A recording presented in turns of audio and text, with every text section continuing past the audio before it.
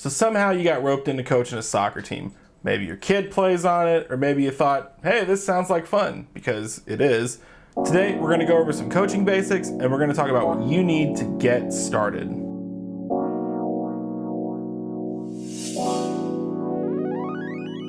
Before we get started, I want to thank you, because volunteering and volunteerism is literally the backbone of how most youth sports leagues survive. It's a huge thing, it's a huge undertaking, and from the bottom of my heart, and I know everybody at our league, thank you. Okay, one last thing before we start. Like, comment, and subscribe. Make sure you hit the bell for notifications, that way you're alerted anytime we drop new training content. First things first, and this is probably the most important thing, get your lines of communication open. As soon as you get your roster or you have contact information of all the parents, make sure you get communications out to them immediately, whether it be a text message, phone call, or an email. Within that communication, you probably want to go ahead and tell them, hey, we're using this app to manage all of our group communications all together as one thing.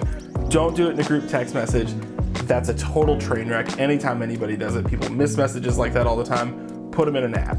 My personal preferred communication method is actually GroupMe. I really enjoy that one. It's super simple to use.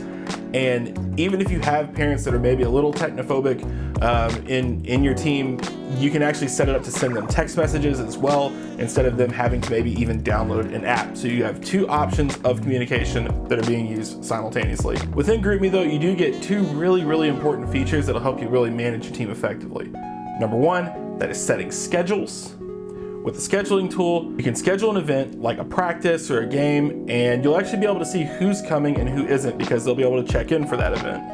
You can also use polls. Say you want to figure out if everybody wants to get pizza for the end of the year team party, you can use a poll to do that. It's pretty feature laden for being such a simple platform. It's honestly a no-brainer.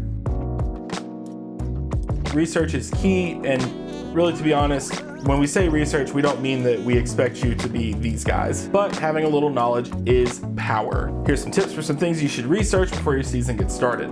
Individual drills. This could be anything related to maybe passing and receiving, basic dribbling, shooting, things of that nature. Team exercises. This could be exercises like maybe shooting exercises like crossing to finish, or your basic like 4v4s, 3v3s, 2v1s, 1v1s, whatever. This last one might be maybe a little bit further down the road, and that is your formation. This is something that's, in my opinion, super important because it says how you want to play and how you want your team to play. This one's a big subject, and we can't really cover everything that goes into formations here in this video, but if you are interested, leave a comment below and let us know. Also, don't be afraid to reach out to veteran coaches and ask. Most coaches are willing to share whatever wealth of knowledge they have, and I know personally, I am always willing to help. Training is another one. Now this one's kind of like more of a direct tip, or like, but it's kind of free. If there is one thing that I recommend in this entire video, it is this. Head to learning.ussoccer.com. Check out the Digital Coaching Center. It's an absolutely incredible resource. This is a great starting point to learn so many things. I personally recommend you check out the free intro course. It's super informative. It's going to show you quite a bit of stuff. On top of that, it's free. Why not? It's free training. If you feel like you need more after the free course, you can check out the rest of their content. They have content going all the way through 11v11.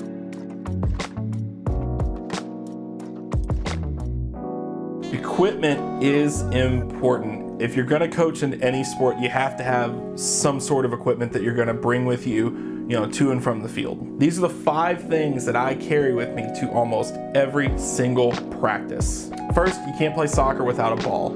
It's literally impossible. Like if that was the case, it would literally just be running in a big square. That's it, like literally a rectangle. Yeah.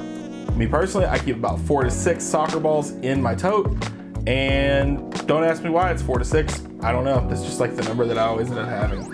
It's the number I feel comfortable with. Number 2 on this list are cones. Cones are great to help you lay out exercises, make work areas, set up dribbling drills, all those great things. They can act as defenders in place when you're doing, unopposed trainings. You have to have cones. And when I'm talking about cones, I'm not talking about traffic cones or big triangle cones. Buy you some good disc cones. I always say 50 is like the golden number in that case. They're super helpful. You can get them pretty cheap. A pump. You have to have a pump because you're going to have kids that will show up to practice and their ball will not be aired up. I have like 3 of them on my team. You know who you are. I still like you, but you know who you are. Pop-up goals are super important, especially if you're gonna play small-sided games like 3v3, 4v4, your 2v1s, your 1v1s. You usually need pop-up goals. Now, pop-up goals are typically the most expensive item you will buy if you're just, buying like a basic set of gear for you to coach a team. They're not really that expensive, so it's not too bad. You can find them on Amazon, at your local sporting goods store, or so on. Now, finally on the end of the gear list here is practice pennies. This is a big one. Unless you're gonna color coordinate kids in shirts, that are coming to practice, if you wanna communicate that out, it's extremely difficult. Practice pennies are really handy when you're scrimmaging or you're doing group activities and you need to split the group up so they can compete against each other. They're gonna allow their teammates to see, whatever color team they're on, red, yellow, blue, green, whichever. And that should help make your activity go that much more smoother. The greatest piece of advice that I could give any coach just starting out is to be patient. They're kids, they're gonna be there to have fun, they're gonna mess up, and as I always tell people when it comes to kids playing in that type of environment, whether it's club or even rec, they're not there to win a World Cup. They're there to have fun, they're there to make friends, they're there to have a good time. And the best environment to give kids is an environment where learning, making mistakes, all those things, it's embraced, because that's how kids learn. They learn by doing. And for you as a coach, your payoff will be when you see the light bulb go off and they're executing exactly what you've told them to do. One more time though, if you stepped up to volunteer, thank you. Because local youth leagues are built on the kindness of volunteers and people in the community. What you are doing is an incredible thing, and it's gonna impact the lives of so many kids. Now, get out there, play some soccer, teach those kids a beautiful game, and let's have some fun.